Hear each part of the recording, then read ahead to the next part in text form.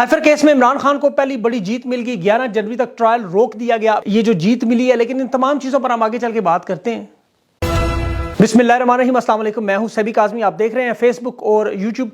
पहले आपके सामने अहम खबरें हस्बे मामूल रखतू पर तफसील से बात करते हैं। शाह महमूद कुरैशी की गिरफ्तारी एक बड़ा मामला बन गया। अब इंटरनेशनल आलमी मीडिया की सुर्खियों में मामला आ चुका है। रियासत क्यों इतनी घबराई हुई है और सुप्रीम कोर्ट को ताले लगाने पड़ गए ने। लतीफ़ खोसा का एक बड़ा ऐलान आया। इलेक्शन का जो मामला है 80% मुलतवी होने का इम्कान है।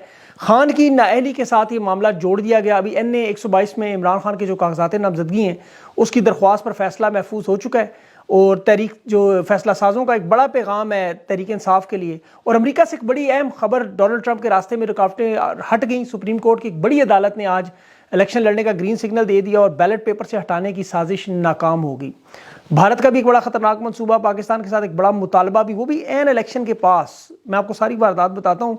सरहद से दूर 20 किलोमीटर पर क्यों एक बड़ी एयरबेस फील्ड बनाई जा रही है। और इस्लामाबाद हाई कोर्ट में आज 8 अहम केसेस हैं जिसमें साइफर का मामला भी शामिल है, वो मैं बताता हूँ आपको। सियालकोट में एक बड़ी अहम प्रेस कॉन्फ्रेंस और पिंडी में जो लाडले सहाफ़ी को बाजू से पकड़कर क्यों निकाला गया। और इसके साथ साथ माइनस नवाज शरीफ अब ज़ेर गौर है। और इसके साथ में बड़ी अहम जो बात ओवरसीज़ पाकिस्तानियों से दरख्वास्त करूँगा, वो आपने सुनना है, लाए अमल आपने क्या बनाना है अपना। इस पैगाम को ज़रूर आगे फैलाइएगा लोगों तक। और मईशत के हवाले से जो तबाही और बर्बादी का नतीजा, वर्ल्ड बैंक ने आज रिपोर्ट जारी कर दी कि पाकिस्तान का मुआशी मॉडल नाकारा हो चुका है। अभी 2 साल पहले पाकिस्तान 10 बड़ी इमर्जिंग मईशत में, अब तबाह हाल मईशत में। इसकी वजह क्या है? सबसे पहले लेकिन शाह महमूद कुरैशी के हवाले से बात करें।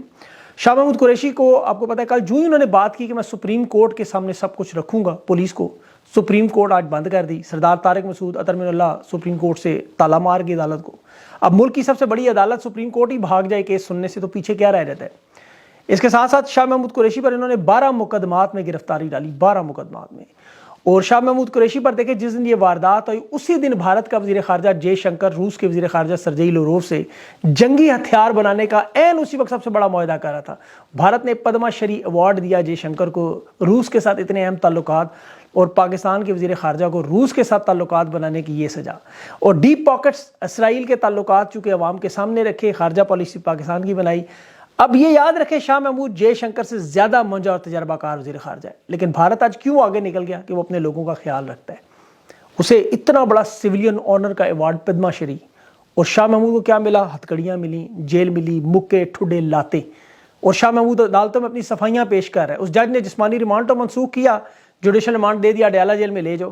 लेकिन आज इंटरनेशनल मीडिया पूरी दुनिया में पाकिस्तान को जलील कर रहा है। ये शाह महमूद कुरैशी इंटरनेशनल सतह पर पाकिस्तान की नुमाइंदगी करता है। यकीन करें, मेरी बहुत से सीनियर डिप्लोमेट से बात होती है। इमरान खान के बाद अगर कोई बैरूनी दुनिया में किसी को शख्स को जानते हैं तो वो शाह महमूद कुरैशी है। और ये भी मैं आपको बहुत बड़ी खबर दे रहा हूँ, यकीन करें, ये लोग तशवीश में हैं। अभी चीन समेत, हिंदुस्तान समेत, ऑस्ट्रेलिया, अमेरिका के जो सफारतकार हैं उनके बारे में क्या कहते हैं? वो अंदरूनी मामलात में चूंकि दखल नहीं देना चाहते, इसीलिए कैमरे पर नहीं आते, वरना उनके मैं आपको इंटरव्यू दिखाता हूं, उनकी बातें सुनाता हूं क्या कहते हैं। इस शख्स की आलमी सतह पर ये पाकिस्तान के मुकदमात लड़ता रहा, आज अदारों में खड़ा, अदालतों में सफाइयां दे रहा है। मुहिब वतन शख्स, केस पाकिस्तान का लड़ने वाला वकील, आज अपनी वकालत एक छोटे से मजिस्ट्रेट के ऊपर अपने जुल्मों सितम कि मुझे लाते मारी, ठुड्डे मारी, सोने नहीं दिया, बार बार लाइटें जला के मामूली से अफसर से गालियां बर्दाश्त करना। आज कायद-ए-आज़म मोहम्मद अली जिन्ना, फातिमा जिन्ना याद आ रही। इंतहाई सर्दी में फ्रीज हुए कमरे में रखा, लाइटें बंद, मोमबत्तियां जला के। उसने जज से कहा कि मैं 9 मई के वाक़े पर बिल्कुल बेगुनाह हूं, अगर आपको चाहिए तो मैं उस सबसे बड़े जिम्मेदार शख्स का नाम बताता हूं अलहदगी में, जिसने ये मुझे क्लीन चिट भी दी। शाह महमूद कुरैशी कुरान पर हाथ रख के कहने को तैयार है कि मैं तो उस दिन पंजाब में मौजूद नहीं था। इन लोगों ने किस केस में डाला? GHQ में, आर्मी म्यूजियम हमले में, हसास अदारे के दफ्तर में, मेट्रो बस स्टेशन जलाने के मुकदमे। अंदाजा करें, ड्यूटी जज ने हथकड़ी तो खुलवा दी, लेकिन उसे चाहिए था केस डिसमिस करता, इन तमाम लोगों की पेटियां उतरवाता, फिर पाकिस्तान के लोगों को यकीन आता कि वाकई यहाँ पर इंसाफ मौजूद है। शाह महमूद बुजुर्ग आदमी है, आपको पता है, उसके साथ ये सलूक जानबूझ कर रहे हैं। एक तो उसकी वजूहात देखें, ये चाहते थे इश्तियाल आए। शाह महमूद के ज़ाती मुरीद मौजूद हैं, उन्हें भड़क जाएं, गुस्सा करें, जिस तरह खान को रेंजर से अगवा करके अवाम को इश्तियाल दिलाया और 9 मई का वाक़या हुआ। ये ऐसा ही वाक़या चाहते हैं कि असल हदायतकार तो आपको पता है ड्रामा करते हैं। इनका दावा था कि इस्टेब्लिशमेंट जिसे चाहे इलेक्शन जितवाए, लेकिन आज तहरीक इंसाफ के नौजवान इनकी 70 साल की तारीख को खतरे में डाल चुके हैं। दूसरा, ये लोग सुप्रीम कोर्ट और हाई कोर्ट्स को पैगाम दे रहे हैं कि आपकी कोई औकात नहीं, आपके फैसले हम जूते की नोक पे रखते हैं। अदालतों की औकात, जिस तरह इसराइल दुनिया में अक़वाम मुत्तहिदा और अरब ममालिक की इजलास को जूते की नोक पे रखता है, इस तरह ये लोग पाकिस्तान की अदालतों को बताना चाहते हैं شاہ محمود بڑا وفادار آدمی اور اصولوں پر کھڑا ہے. اس نے دیکھیں امریکہ کے سامنے اصولی موقف پر پیپلز پارٹی چھوڑی تھی, آج بھی اصولی موقف پہ کھڑا ہے. اور دوسری طرف پاکستان کے ایک اور hero, global icon, cipher case میں جو واردات, میاں گل حسن اورنگزیب کے ریمارکس آپ صرف سن لیں ان کیمرہ ٹرائل پر, جو اٹارنی جنرل کو وہ کہہ رہے تھے آج کہ یہ 1923 کا آفیشیل سیکرٹ, جب بنیادی انسانی حقوق ہی موجود نہیں تھے. آپ بند دروازوں کے پیچھے سوالات کیا کرتے ہیں, ایک یا دو لوگ خاندانوں کے لوگوں کو بلا کر. یہ کلوز ٹرائل ہے. اوپن ٹرائل کا مطلب کیا ہے, عدالت بتا چکی ہے پہلے. آپ کہہ رہے ہیں تم آ جاؤ, تم آ جاؤ, تم نہیں تم آ جاؤ. یہ ٹرائل کا مطلب کیا ہے؟ مطلب کوئی بھی آ سکتا ہے اوپن ٹرائل میں. آج اٹارنی جنرل کہتا ہے جی 12 گواہان کے بیانات کیمرے پر ریکارڈ ہوئے میڈیا کی موجودگی میں. جج نے سے پوچھا کہ یہ بڑا عجیب و غریب ٹرائل ہے, پروسیکیوٹر کو سمجھ نہیں آ رہی کہ آرٹیکل 10 باقاعدہ طور پر فیئر ٹرائل کا مطالبہ کرتا ہے. یہ جتنی جلد بازی میں ان کیمرہ ٹرائل, اس کی وجہ کیا ہے؟ وجہ سب کو پتا ہے, ڈونلڈ اور قمر باجوہ. یہ آفیشیل سیکرٹ ایکٹ آپ کو پتا ہے اس کا فیصلہ آئے گا. یہ جو ان کیمرہ انہوں نے ڈکلیئر کیا, اس کے بعد ان کے اپنے پروسیکیوٹر باہر آ کے میڈیا سے جو بات کرتے تھے, یہ اسی میں پھنس جائیں گے. انہوں نے خود ہی اپنے خفیہ ٹرائل کا مطلب میڈیا میں بات نہیں کرنی, یہاں سے ہی اپنا قانون توڑا اور ٹرائل اڑ جائے گا. پہلے بھی جو ٹرائل کالعدم ہوا تھا اسی طرح ان کے بلنڈر سے ہوا تھا, اور یہی تو غلطیاں کرنے ہیں. پڑھے لکھے نہیں ہوتے, سیکھتے نہیں. دوسرا کیس جو چل رہا ہے 4 دسمبر اور 12 دسمبر کا, سائفر کے معاملے پر جو سماعت کی نوٹیفیکیشن نہیں ہوئی اور بغیر سماعت کے فیصلے کی درخواست بھی لگی ہوئی ہے. پھر انہوں نے جو نقول تقسیم کی تھی وہ فیصلہ بھی چیلنج ہے. عمران خان کی خفیہ مقدمات اور گرفتاری سے روکنے پر شیر افضل کی بھی ایک درخواست آج سماعت پہ ہے, اور بیرسٹر گوہر کی بھی سماعت ہے کہ تحریک انصاف کی جو پارٹی ٹکٹ ہے اس پہ عمران خان سے مشاورت کرنی ہے, ان سے ملاقات کرنے کا ٹائم دیا جائے. میاں گل حسن نے اعتراضات کو ختم کیے, اس کی بھی سماعت ہوگی. اسلام آباد میں پھر جلسہ کرنے کی اس کی اجازت کا معاملہ بھی ہے. خان سے ملاقاتوں پر جو سہولت ہے, تحریک انصاف کے رہنماؤں کی ملاقات, اور علی امین گنڈا پور کا بھی بڑا اہم کیس آج جج بابر ستار کی عدالت میں لگا ہوا ہے. یہ میں آپ کو انشاءاللہ اگلے ویلاگ میں بھی ساتھ ساتھ اپڈیٹ کرتا رہوں گا. اس کے ساتھ جو معلومات ہیں, عمران خان کے کاغذات نامزدگی مسترد کرنے میں, دیکھیں لاہور میں حلقہ N122 میں لاہور میں جو مسترد کرنے کی واردات ہے, اس کی وجہ تائید کنندہ منیب الرحمان. انہوں نے واردات یہ کی کہ حلقہ بندیوں پر عمران خان کے تجویز کنندہ منیب الرحمان کا حلقہ ہی بدل دیا. اب وہ N20 کا رہائشی ہے, اس کا انہوں نے ووٹ N122 کا, اس کا بدل کے انہوں نے N120 میں ڈال دیا. اب 15 دسمبر کے بعد حلقے تبدیل ہوئے اور اس کا باقاعدہ الیکشن کا شیڈول آ چکا تھا. اس وقت رات کے اندھیروں میں واردات کی. اس کی دیکھیں وجہ کیا ہے, کیوں یہ عمران خان کے وہاں کاغذات پہ معاملہ ہے. جہاں تک میری معلومات ہے, جو خبر میرے پاس ہے کہ خان کے کاغذات مسترد کریں گے تو اس کے بعد یہ الیکشن کروائیں گے. خان کو الیکشن سے باہر کرنا ہے تو الیکشن کی طرف جائیں گے, ورنہ نہیں جائیں گے. اب انہیں خطرہ یہ ہے کہ اس کے باوجود تحریک انصاف 3/4 نشستیں لے گی, بلکہ زیادہ لے گی. لطیف کھوسہ نے تو کل قوم سے بھی کہا اور میرے ساتھ بھی 2 دفعہ بات کی کہ الیکشن میں خان کی ضمانت کرا کے باہر لا کے دکھاؤں گا. پہلے بھی ان کی باتیں درست ہوئی. نائلی کے کیس بھی سارے ختم کراؤں گا, یہ بھی انشاءاللہ نظر آ رہا ہے سامنے. اب جو آئی جیز کو اور چیف سیکرٹری کو تبدیل کرنے پہ شعیب شاہین صاحب نے الیکشن کمیشن میں درخواست جمع کروائی. یہ جتنی گرفتاریاں 2 نمبر ہو رہی ہیں, سارے یہ 2 لوگ کر رہے ہیں. دیکھیں الیکشن کمیشن میں اس وقت واقعی مارشل لا جیسی کیفیت ہے. یہ اپنے لوگوں سے قرآن پر حلف لے رہے ہیں, معاہدے کروا رہے ہیں, دستخط کروا رہے ہیں کہ باہر معلومات نہیں جانی. بندہ ان سے پوچھے کہ یہ تو ٹرانسپیرنسی ہے کہ عوام کے الیکشن ہے, آپ کون سے ایسے خفیہ میزائل یہاں بیٹھے بنا رہے ہیں کہ جو دشمن ملک کو پتہ نہ لگے. یہ الیکشن ہے, حلقہ بندیاں ہیں, ووٹر لسٹیں ہیں, نامینیشنز پیپر ہیں, سادہ سا کام ہے. کیوں اتنا خفیہ رکھا جا رہا ہے؟ پہلے خفیہ ٹرائل, سیکرٹ کے نام پہ خفیہ وارداتیں, نامعلوم لوگ. عوام کو ان معلومات سے دور رکھنا. ان کیمرہ ٹرائل جو الیکشن کمیشن ابھی دیکھیں, یہ معاملہ اصل میں جو 70 حساس انہوں نے پولنگ سٹیشن قرار دیے اور 80 قرار دیے بلوچستان میں, 6 لاکھ سیکیورٹی مانگنا ملتوی کرانے کی سب سے بڑی سازش ہے. الیکشن کمیشن کہہ رہا ہے جا کے, ابھی قاضی فائز آنے کے انتظار کر رہے ہیں صرف کہ جی الیکشن ملتوی کرائیں, کیونکہ یہاں پہ ابھی حالات ہمارے معاملے میں کنٹرول میں نہیں ہیں. تو معاشی اور فارن پالیسی پہ نگران ساتھ ساتھ بنا رہے ہیں. 5 ہفتے ان کی حکومت رہ گی. آپ یہاں سے دیکھ لیں, یہ اپنے پورے سفیروں کو دنیا میں بلا کر کانفرنس کرنے. جب بندہ پوچھے 5 ہفتے کی آپ کی حکومت رہ گی, آپ کو معیشت اور خارجہ پالیسی یاد آ گئی, اب الیکشن پہ فوکس کریں. اب وہاں پہ کام کر کے, لیکن منصوبہ کیا ہے؟ اسی لیے آج پاکستان کا ہر بندہ یہی سوچتا ہے کہ الیکشن ہوں گے یا نہیں. الیکشن منسوخ کرانے کی واردات ضرور ہوگی, اور اس میں بھارت بھی ان کی مدد کرے گا. یاد رکھیے گا, یہ جو ملٹری بیس سرحد کے قریب بنائی جا رہی ہے, اور پھر وہاں سے جو حافظ صاحب کا حوالگی کا مطالبہ آ گیا کہ انہیں ہمارے حوالے کریں, یہ اندرونی اور بیرونی معاملات قاضی فائز کے سامنے رکھے جائیں گے. انہیں پتہ ہے کہ الیکشن لڑے تو ضمانتیں ضبط. الیکشن سے بھاگنا, سیف ایگزٹ, فیس سیونگ چاہیے نہیں. الیکشن ملتوی کروانے ہیں. اور آپ دیکھ لیں تحریک انصاف تو اس وقت امیدوار چھپ چھپ کے کاغذ جمع کروا رہے ہیں, اور نون لیگ کے امیدوار کہاں چلے گئے؟ ان کے کاغذات جمع کرنے کی ویڈیوز کہاں ہیں؟ کیا خوشیاں مناتا کوئی ڈھول دھڑکا کو نظر آیا آپ کو؟ کاغذات کس کے جمع, کسی کو پتہ ہی نہیں, کس کے مسترد ہے کسی کو پتہ ہی نہیں. اس کی وجہ کیا ہے؟ یہ لوگ مسترد کروا کے اپنے کاغذات مظلومیت کا ڈرامہ بھی کرنا چاہتے ہیں. مجھے کیوں نکالا پارٹ 3 بھی چلانا چاہتے ہیں, کچھ ثانیہ بھی کروانا چاہتے ہیں. اب آپ سب سوچ رہے ہیں حالات ٹھیک کیسے ہوں گے، تو یہ ہوں گے امریکہ سے، سیدھی سی بات ہے۔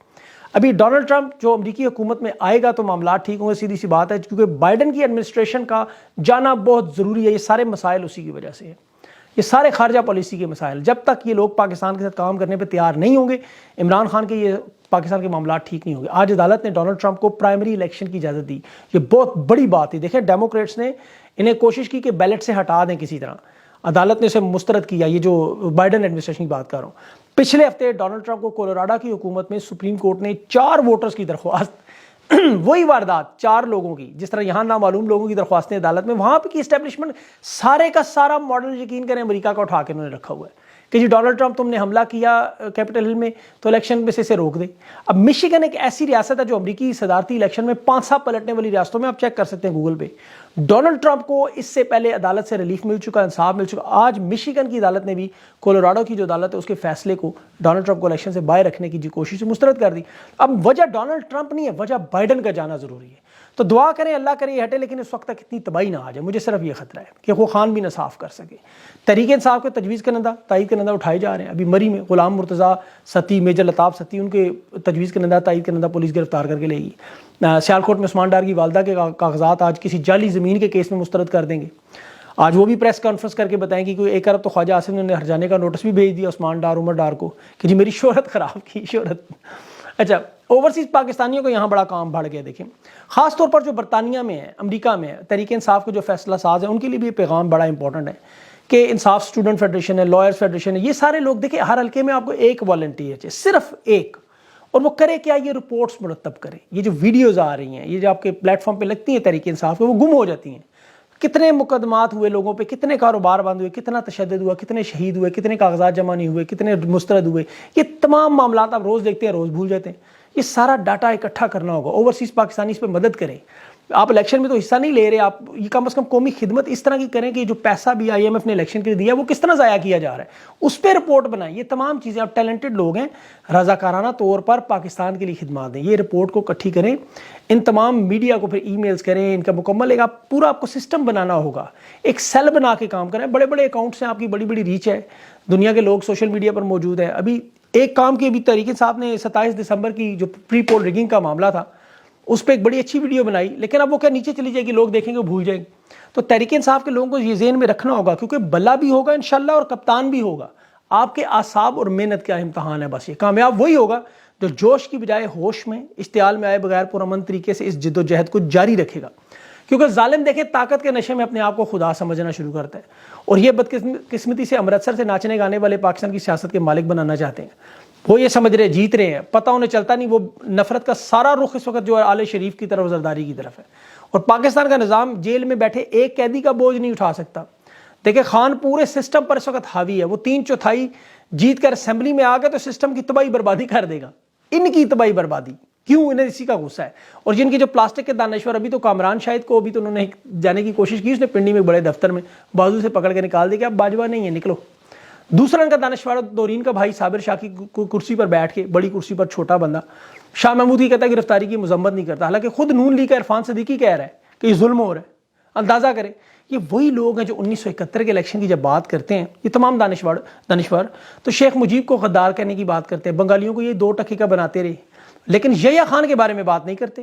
ان دانشوروں کی بات سنیں، وہ رؤف کلاسرا کہتا ہے صاف شفاف الیکشن ہوئے تو ٹوٹا تھا ملک، جاوید چودھری کہتا ہے صاف شفاف الیکشن ہو تو پھر تحریک انصاف سپیس دی، شیخ مجیب بن جائے گا خان، ملک میں تصادم ہوگا۔ انصار عباسی بھی ایسی باتیں کر رہے ہیں کہ ملک میں نارکی پھیل رہی ہے۔ 1971 کے الیکشن کی وجہ سے ملک نہیں ٹوٹا تھا، صاف شفاف الیکشن کی وجہ سے نہیں ٹوٹا تھا، اقتدار ان کو نہ دینے کی وجہ سے ٹوٹا تھا جو اکثریت میں تھے۔ پاکستان کی انہوں نے بنگلہ دیش کے بعد دیکھیں 4 کو پنجاب، بلوچستان، پٹھان، سندھ تقسیم کیے، مذہب کی بنیاد پر، مسلک کی بنیاد پر، مذہب اور صوبائیت کی، ظلم و ستم کے۔ پھر ایک پر پہاڑ توڑتے، دوسرے میں نفرت، ایک پر ظلم کرتے، باقی تماشا دیکھتے رہے۔ آج کیا ہوا ہے کہ بلوچ مظالم پر پنجاب بھی کھڑا ہے، اور ان کے مظالم نظر آ رہے ہیں آپ کو۔ ماضی میں یہ ایک دوسرے کو ظلم و ستم پہ ہوتے دیکھے خوش ہوتے تھے، آج سب کو بنگلہ دیش بھی یاد آ رہا ہے۔ تو اس کا سب سے بڑا نتیجہ کیا نکلتا ہے اس تباہی کا؟ ورلڈ بینک کی رپورٹ پڑھیں پھر آپ، کنٹری ہیڈ ان کا لکھ رہا ہے ناجیب الحسن کہ پاکستان کا معاشی ماڈل ناکارہ ہو چکا ہے، اس میں صرف اور صرف طاقتور لوگوں کو فائدہ ہے، باقی عوام کو نقصان ہے۔ ملک میں سیاسی استحکام جب تک نہیں آئے گا، جس طرح بھی دیکھیں افریقہ کا غریب ملک ایتھوپیا ڈیفالٹ کر گیا، خانہ جنگی اور غربت کے حالات تھے، لیکن وہاں بھی مہنگائی 15.3%، پاکستان میں 40% ہے۔ تو مسائل کا حل صرف الیکشن ہے، یہ یاد رکھے، کوئی انویسٹمنٹ نہیں آئے گی، ملک آگے نہیں جائے گا۔